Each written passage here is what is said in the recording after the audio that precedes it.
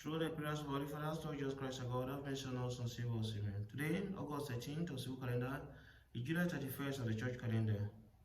We commemorate today Saint Evdokimos. He was born in Cappadocia of devout parents Basin and Evdokia, the same time of Emperor Theophilus, in year 829 to 842 AD. Evdokimos was a young army officer, and even as a soldier, he endeavored with his whole heart to live according to the precepts of the gospel. He kept his purity and staying and avoided converse with any woman except his mother. He was liberal to the poor, assiduous in the reading of the holy books, and yet more assiduous in prayer to God.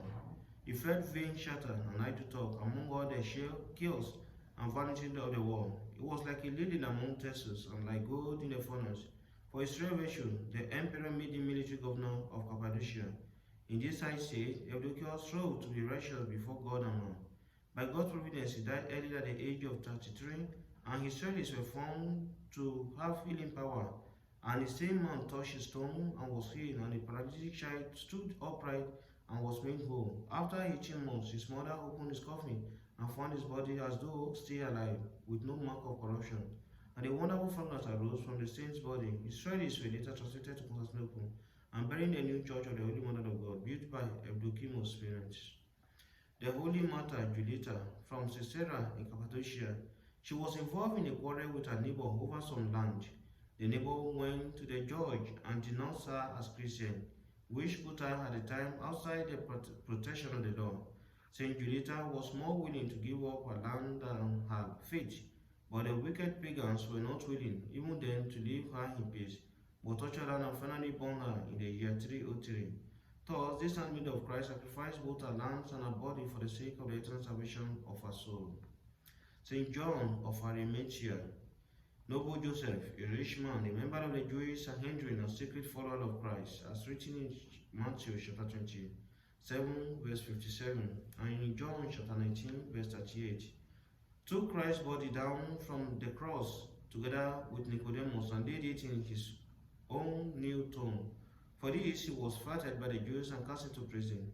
The rising Lord appeared to him and brought him to believe in his resurrection. The Jews then released him from prison and drove him from his fatherland. He traveled around the world, preaching the gospel of Christ, and took this good news to the England, where he entered into rest in the Lord. Saint John the Exarch, a well-known Bulgarian priest and theologian in the time of the Emperor Simeon in year 893. He translated St. Basil on the 6th day of creation and St. John the Damascus.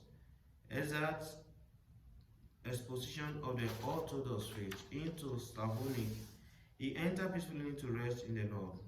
For consideration, ascetic in the desert labor to break their own way and live according to the will of God. Some may think mistakenly that hermit lives completely alone. No hermit think that he lives in the company of God and of his angels and of the departed saints. Where a man's mind is, there is his life.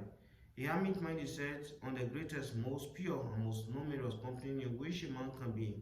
One Sabbath monk reproached Saint Arsenius the hermit thus, "For what cause do you flee our society and discourse?" Arsenius replied, "God knows that I love you, but it is not possible to be with God and with men.